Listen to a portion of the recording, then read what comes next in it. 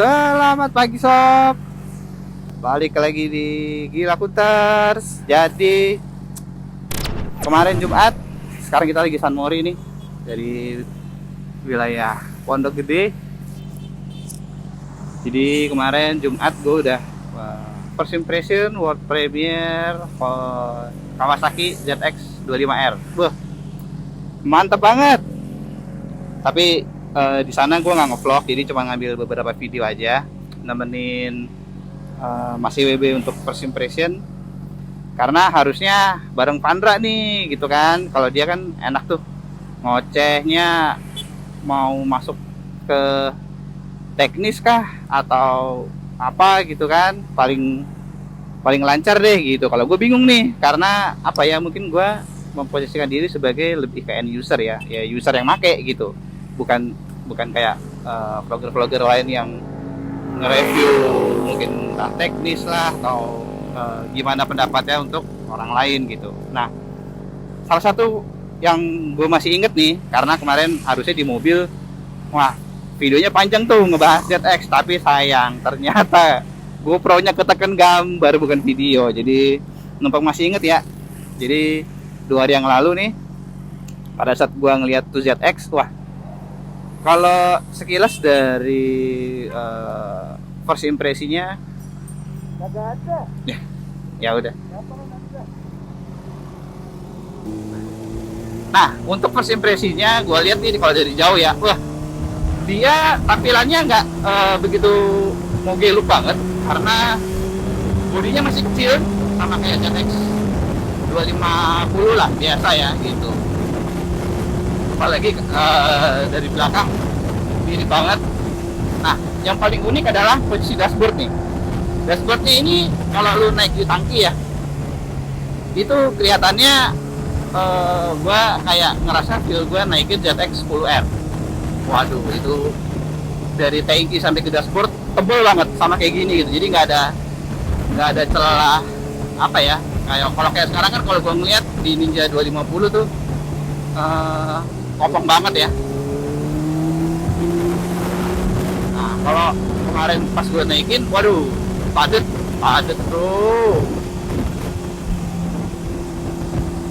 Terus ya yang paling menggiurkan adalah fitur elektroniknya ya, karena dia sudah ada traction control, sudah ada up and down quick shift.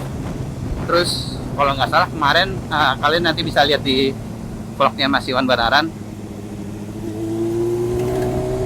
dia air flow-nya aja, air dari ram intake depan tuh bisa termonitor gitu. Jadi beda dengan R15 ya, jadi air ramnya di depan tuh bukan gimmick doang, tapi memang benar-benar dipakai, sama kayak CBR 2,5 kan. Nah, terus shock belakangnya adjustable. Sudah pasti ABS. Sayangnya warna yang paling gue suka nih ya, kalau kalian ngelihat motornya Jody nih yang ZX, itu warnanya sama hitam glimmering gitu. Jadi bukan hitam Dove biasa gitu, jadi glossy, tapi dia ada kayak sparkle-nya gitu kan. Nah, itu desain warna yang paling oke sih menurut gua. Cuman sayangnya dia hanya tersedia buat tipe standar gitu. Nah, bedanya standar sama ABS itu apa? Kayaknya kalian bisa lihat di vlognya Mas Iwan Badar juga, atau kalian ke channelnya Road Trend nih. Linknya nanti gua share buat lebih teknisnya gitu. Pada saat first impresi nggak ada sesi test ride, tapi lu bisa dengar lentingannya gitu. Jadi gua ngerasa kayaknya ya, kalau dari sisi end user biasa lah kayak gue gitu, karena dia ada traction control, jadi mungkin gue pada saat nge-revving ya, itu agak sedikit lemot sih. Jadi gue ngerasa kayak ya kita memang harus sering gantung gas gitu, seperti kata Pandra kan, karena dia sekali becek tuh nggak kayak ya 600 walaupun masih under ya. Kemarin gue rasain, jadi pada saat kita becek nih, nah dia nggak spontan reaktif begitu, tapi begitu lu ada di 7.000, di atas 6.000 lah, itu teriaknya wah kelengkingannya gila. Gue yakin sih bakal jengat sih ya. Mungkin kalau yang sering naik dua tak mungkin ini ya, lebih feelnya tuh lebih enak gitu. Nah, kemarin yang paling enaknya juga yang gue lihat adalah selain fiturnya dia shocknya. Nah, shocknya hampir kayaknya seinget gue semuanya warnanya emas. Jadi dari tengah ini udah kelihatan soalnya emas. Terus apa lagi ya, dashboard tampilannya ya sama lah kayak Ninja 250 gitu, nggak beda, tapi sudah full digital. Kalau menurut gue ya, kalian harus beli atau enggak. Kalau mungkin banyak temen gue juga ya, baik itu orang dealer atau itu blogger, bilang, "Wan, lu kira-kira mau beli nggak?" Sebagai user sport 600 cc untuk harga anggaplah mungkin ABS gitu ya, 112 jutaan gitu, kayaknya gue lebih milih nambahin DP sedikit tapi gue dapat real super sport gitu, 4 silinder 600 cc kayak ZX 636, ZX 6R, yang second lah, atau CB 600 kayak gue gitu.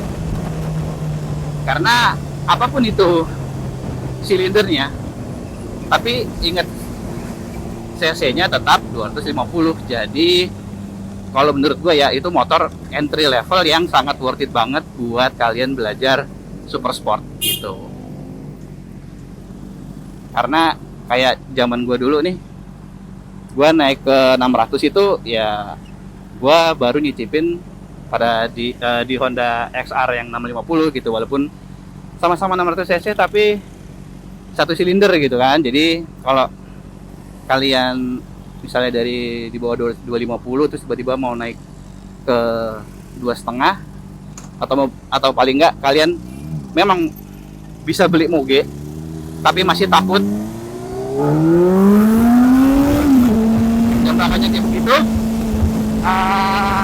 Ninja itu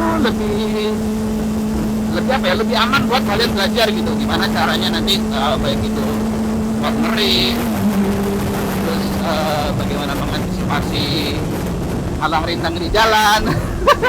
Gue bilang halang rintang ya, karena gue ngerasa kalau awal-awal gue main moge, yang gue tahu adalah cuman bejek rem sama beberapa fitur motornya gitu.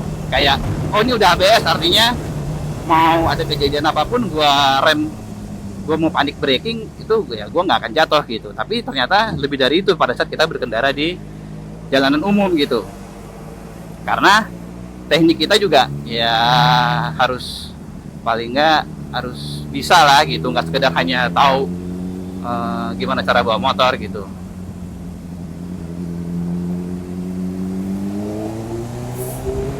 Nah, kalau misalnya mungkin di videonya tuh gua selipin beberapa gambar, tapi kalau untuk sinematik dan long videonya bisa kalian lihat di channel Road Ride tentunya. Nanti disitu gua bahas tuh sama Andra. Jadi nanti Andra akan ngelihat kita lebih sedikit ke video impresi. Andra sama sekali nggak pernah lihat itu motor. Nanti gue bikinin ya kita sinematik ala-ala gitu ya, biar kita lihat impresinya seorang blogger tuh gimana sih ngelihat Ninja ZX 250R ini gitu. Nah, kalau tadi gue bilang bahwa ini motor cocok banget buat entry level orang yang ingin naik ke moge gitu, buat belajar dulu. Gimana buat kalian yang sudah nyicipin 250 cc? Nah, kalian sudah punya 2 silinder atau 1 silinder ya, mau itu R25 kayak, mau Cyber 250R kayak, mau ZX 25R gitu. Gua rasa ya mungkin secara torsi tidak akan banyak berubah feelnya, tapi kalau akselerasi pasti beda, karena dia nanti lebih cepat lah karena baterainya. Sepertinya sih gue nggak tahu ya seperti apa enggak gitu, karena untuk pemain yang biasa main 50 kan tergantung si usernya juga bawahnya, apakah dia suka yang akselerasinya atau dia suka suaranya gitu kan, karena suaranya aja kemarin masih pakai knalpot standar ya, itu wah halus banget sih, masih putaran bawah gitu kan, begitu udah dia melantik di RPM 8.000, 10.000 gitu. Kemarin juga sempat di gas di rep sampai 18.000. Wah, itu udah kenceng banget suaranya. Jadi kalau pas diganti knalpot aftermarket kayaknya ya, wah itu kayaknya suaranya gila sih. Bisa-bisa moge gua ya juga si Cibi kalah nih ademnya.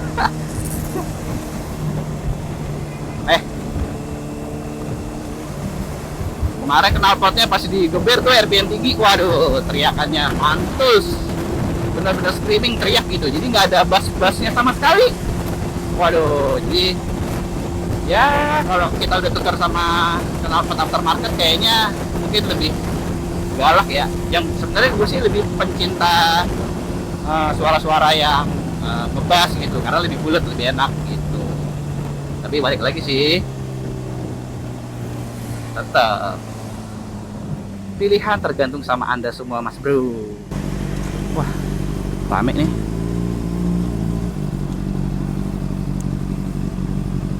Ya, kita ngantri dulu. Oke. Kayaknya numpung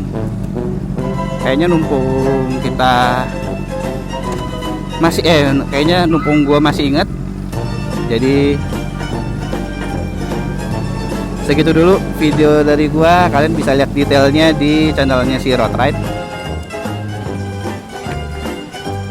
karena di sana akan lebih jelas. Nah, kira-kira impresi saya Ninja mau jadi sebut CBR